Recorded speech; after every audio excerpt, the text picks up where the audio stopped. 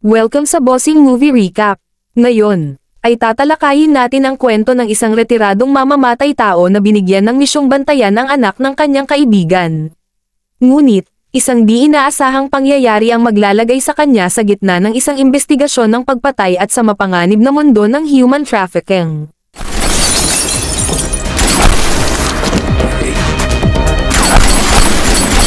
Makakaligtas kaya siya, at ang batang kanyang pinoprotektahan? At sino ang misteryosong mastermind na ikinagulat ng ating bida? Alamin natin sa pelikulang The Killer.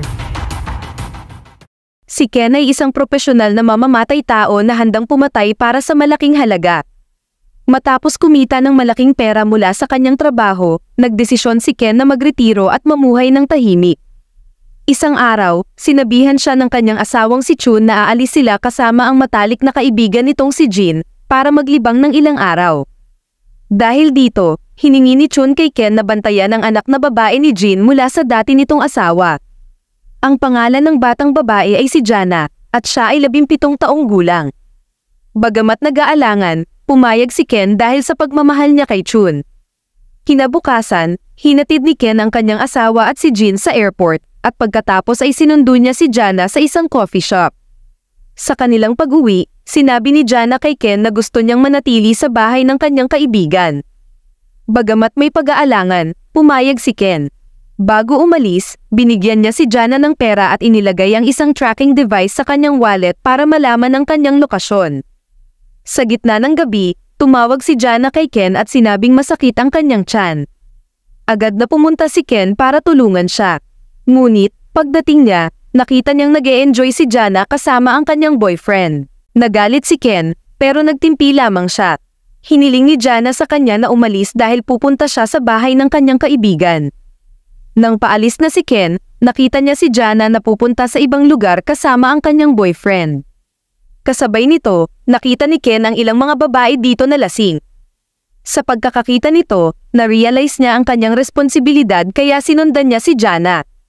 Agad na nalaman ni Ken ang lokasyon ni Jana dahil sa tracking device, at di nagtagal nakarating si Ken sa isang liblib na lugar kung saan isang babae na nagngangalang Donna, na nagsasabi kay Jana na kung mapapaligaya niya ang kanyang kliyente, bibigyan niya siya ng $200. Dito nalaman na sinadya siyang dalhin ng boyfriend niya dito at miyembro sa ng sindikato. Tinakat ni Donna si Jana na kung hindi niya siya susundin ay hindi siya makakaalis. Ngunit, minura ni Jana si Donna. Biglang dumating si Ken. Sinabi ni Ken sa kanila na kung may mangyari kay Jana, hindi niya sila tatantanan. Lumapit ang boyfriend para labanan si Ken ngunit, madali niyang naagaw ang kutsilyo. Ngayon, nagsimula ng lumaban si Ken at ang lahat ng mga lalaki na naroroon ay madali niya lang tinalo, sabay sabing umalis na silang lahat. Ngunit bigla siyang sinaksak ni Donna ng kutsilyo pero wala lang ito sa kanya at sabay sinuntok ni Ken si Donna at siya ay nawala ng malay. Pagkatapos nito, dahil sa ginawa ni Ken, itinuturing na ni Jana siya bilang isang mabuting tao. Sa gabi, pagkatapos kumain sa labas, at sa pag-uwi, nakita nila ang pulis na nagche-check sa daan. Dito, hininta ni Officer Lee ang kotse ni Ken at tinanong siya. Sinabi ni Lee kay Ken na may ilang mga estudyante na pinatay dito. Matapos ang ilang mga katanungan, pinayagan siyang umalis ni Lee. Nang makauwi si Ken, kumalap siya ng impormasyon tungkol sa insidenteng iyon mula sa internet kung saan nalaman niya na sila ang parehong mga lalaki na binugbog niya kagabi. Kinabukasan, dumating si Officer Lee sa bahay ni Ken para tanungin siya dahil siya ay nagdududa kay Ken. Ipinakita ni Lee kay Ken ang isang CCTV footage kung saan dumaan ang kanyang kotse. Tinanong ni Lee kung ano ang ginagawa ng kotse ni Ken malapit sa lugar ng krimen. Matalinong sumagot si Ken na hindi lamang kotse niya ang dumaan doon kundi may iba pang mga sasakyan. Ipinakita niya ang isa pang larawan kung saan kasama ni Jana ang parehong mga lalaki na pinatay kagabi ngunit iniwasan ito ni Ken. Dito ay nagduda na si Lee. Matapos umalis ni Officer Lee, humingi ng paumanhin si Jana kay Ken dahil siya ay natatakot. Sa pagkakita ng mukha ni Jana na takot, naalala ni Ken ang isang babae na nakilala niya sa nakaraan. Ang babaeng ito ay malapit ng magpakamatay ngunit pinigilan siya ni Ken na gawin ito at sinabihan siya na kalimutan ang lahat at magpatuloy sa buhay. Pagkatapos, tumawag si Donna kay Jana. Nakipag-usap siya kay Ken at sinasabi na patay na ang lahat ng mga batang iyon at hawak niya ang kutsilyo na maaaring magdiin sa kanya sa pagkakapatay sa mga batang iyon dahil sa kanyang naiwang fingerprint na nangangahulugan na siya ang magiging suspect. Sinabi ni Donna na kung hindi siya pupunta sa kanya sa loob ng 1 oras, ibibigay niya ang lahat ng ebidensya sa pulis. Pumayag si Ken na makipagkita kay Donna at bago umalis, binigyan niya si Jana ng isang bracelet na may tracking device sa loob. Umalis si Ken para makipagkita kay Donna. Naiwan mag-isa si Jana habang nakarating naman si Ken sa isang gusali kung saan nakilala niya ang isang lalaki na nagngangalang Jiang na pinsan ni Donna. Agad na inutos ni Jiang sa kanyang tauhan na patayin si Ken ngunit madali siyang natalo ni Ken. Hiningi ni Ken kay Donna ang kutsilyo na may mga fingerprint niya ngunit tumanggi si Donna na ibigay ito sa kanya. Dahil dito, sinimulan ni Ken na pahirapan ang tauhan ni Jiang na nagdulot ng takot kay Jiang at hinagis ang kutsilyo patungo kay Ken. Ngunit, nang yumuko si Ken para kunin ang kutsilyo, bigla siyang binaril ni Jiang sabay takbo. Bit-bit ang kutsilyo agad na sumunod si Ken kay Jiang sa isang kwarto kung saan nakasalubong ni Ken ang isang lalaki na nagbigay sa kanya ng pantay na laban ngunit umalis siya matapos niyang talunin ito. Umuwi kaagad si Ken sa kanyang bahay.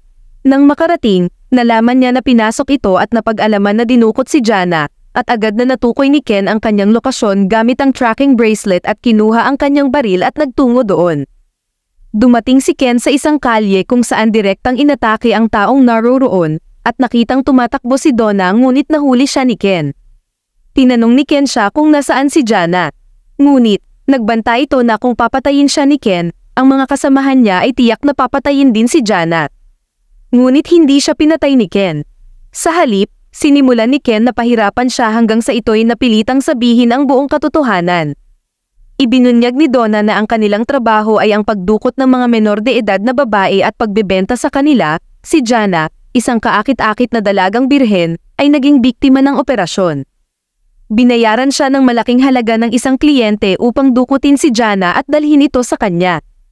Tinanong ni Ken si Donna kung nasaan si Jana, at ibinigay ni Donna ang address ng isang hotel kung saan itinago si Jana. Nagtanong uli si Ken kung sino ang kliyente na nagpadukot kay Jana, bagamat hindi alam ni Donna ang pangalan ng kliyente. Sinabi naman niya na alam ito ng kanyang boss. Nagsimula si Ken sa pagtungo sa hotel kung saan itinago si Jana. Pag-alis ni Ken, dumating si Officer Lee at natagpuan si Donna sa isang kwarto na patay na. Samantala, si Ken ay inatake ng mga tao sa loob ng hotel at nagawa niyang pabagsakin silang lahat.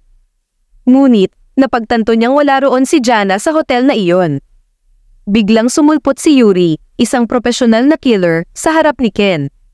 Si Yuri ay nagtatrabaho para sa Russian Mafia, at ibinunyag niya kay Ken na bukas ay ipapadala si Jana sa Russia. Ngunit, sinabi niya na walang pag-asa para kay Ken, dahil papatayin na siya ni Yuri.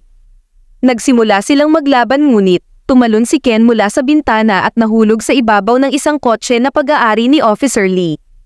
Tinutukan siya ni Lee ng baril at hiningi na sumama sa presinto, pero inagaw ni Ken ang baril mula kay Lee at naging bihag niya ito at umalis. Matapos ang ilang oras, dumating si Ken sa cargo port kung saan dadalhin si Jana patungong Russia. Doon, nakita ni Ken si Jana sa loob ng isang kotse. Agad niyang inatake ang lahat ng gangster na dumukot sa kanya. Pagkatapos nito ay agad na iniligtas ni Ken si Jana ngunit bigla siyang binangga ni Jiang, at sa huli, nabugbog ni Ken si Jiang. Tinanong niya ito kung sino ang nagpadukot kay Jana, ngunit hindi nagsalita si Jiang kaya binaril siya ni Ken. Nang makuha ni Ken ang cellphone ni Jiang, nalaman niyang ang huling tumawag kay Jiang ay si Officer Lee. Dito napagtanto ni Ken na kasama rin si Lee sa sindikato, kaya sinabi ni Ken kay Lee na kailangan nitong ibunyag ang pangalan ng kanilang boss, kung hindi ay ilalabas ni Ken ang impormasyon sa media para mabunyag ang masamang gawain ng kanilang grupo. Bago pa man dumating ang team ng pulisya, pumayag si Lee na makipagtulungan kay Ken. Sinabi niya sa pulis na ang lahat ng nangyari ay bahagi ng isang operasyon ng pulisya at pinadala sina Ken at Jana sa isang ospital. Nang magising si Jana, humingi siya ng paumanhin kay Ken, iniisip niyang lahat ng ito ay nangyari dahil sa kanya. Ngunit sinabi ni Ken na hindi niya ito kasalanan. Pagkatapos nito, sinabi ni Lee kay Ken na siya'y nakapatay na ng marami para iligtas si Jana ngunit itinago niya ang lahat ng ito sa ilalim ng batas. Nalaman ni Ken na si Lee ay nagtatrabaho para sa sindikato sa araw na iyon dahil nakita niya ang bangkay ni Donna sa trunk ng kanyang kotse. Upang hindi madiskubre ng pulisya ang kanilang operasyon, tinanggal ni Lee ang katawan ni Donna doon. Nagulat si Lee sa lahat ng ito. Sinabi ni Ken na kailangan niyang ibigay ang impormasyon tungkol sa Russian Mafia na nagpapadukot ng mga batang babae. Sa una tumanggi si Lee dahil ito ay napakamapanganib na trabaho, ngunit sa huli, pumayag din siya dahil mayroong ebidensya si Ken laban sa kanya. Kinabukasan, ibinigay ni Lee kay Ken ang address ng isang hotel kung saan naroroon si Park. Si Park ay miyembro ng parehong gang na nandudukot ng mga menor de edad na babae, ngunit nakatunog si Park at sinimulang tumakas. Saktong dumating si Ken at inubos ang kanyang tauhan at binugbog si Park. Tinanong niya siya kung sino ang nagpadukot kay Jana, ngunit tumawag si Park sa isang babaeng nagngangalang Pig Mama.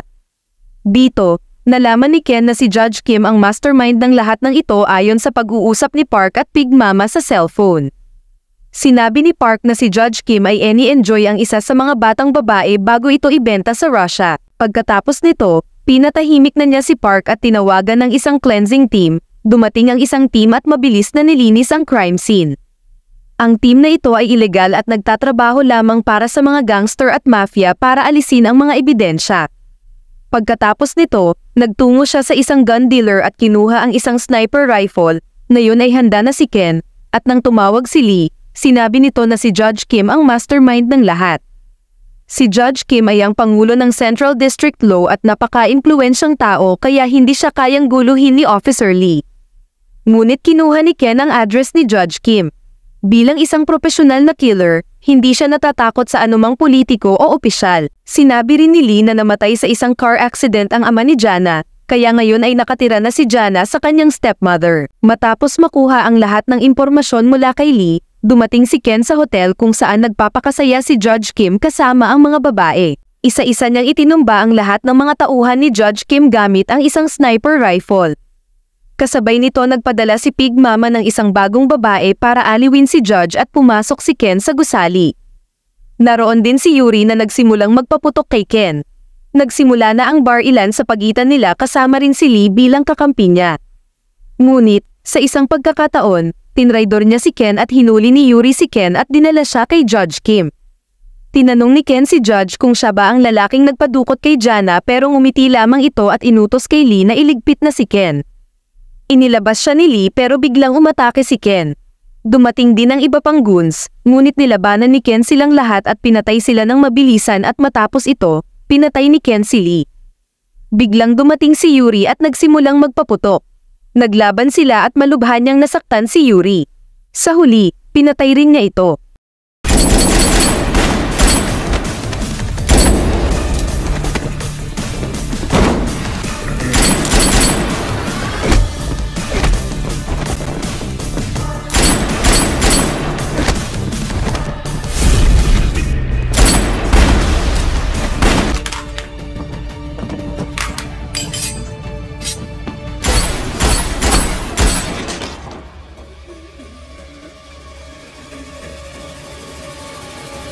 Bumalik si Ken sa kwarto ni Judge at naunawaan ni Judge na papatayin siya ni Ken, kaya sinubukan niyang suhulan si Ken at inalok siyang magtrabaho sa kanya. Tinanong ni Ken si Judge tungkol kay Pig Mama, at sinabi ni Judge na magkasabwat sila sa negosyo ng pagdukot ng mga babaeng minors. Matapos makuha ang lahat ng impormasyon tungkol kay Pig Mama, pinatay rin ni Ken si Judge Kim. Sa kabilang banda, magkasama sina Chun at ang kaibigan na si Jin. Pareho silang nakaupo at nag-uusap nang may tumawag kay Jin. Pumunta si Jin sa kanyang kotse at sinagot ang tawag. Dito, nalaman na si Pig Mama at si Jin ay iisa. Ginagawa nila ang lahat ng trabaho ng trafficking ng mga batang babae sa pakikipagtulungan kay Judge Kim. Hindi anak ni Jin si Jana, dahil siya ay kanyang stepmother kaya ibinebenta niya si Jana para sa pera. Tumawag si Ken kay Jin mula sa cellphone ni Judge Kim. Nang sagutin ni Jin ang tawag sa loob ng kotse, makikita natin si Ken na nakaupo sa likuran niya. Nagulat si Jin nang makita si Ken. Sa katunayan, hindi niya alam na si Ken ay isang professional killer. Inaakala niyang siya'y isang normal na tao lamang. Dinala ni Ken si Jin palayo sa lungsod at sinabi sa kanya na aalagaan niya si Jana. Ngayon, tumawag si Ken ulit sa parehong team na naglilinis ng crime scene. Pagkatapos nito, nakipagkita si Ken sa kanyang asawa at niyakap siya. At dito nagtatapos ang pelikula. Kung nagustuhan mo ang video na ito, ay sigurado akong magugustuhan mo ang sumusunod na video.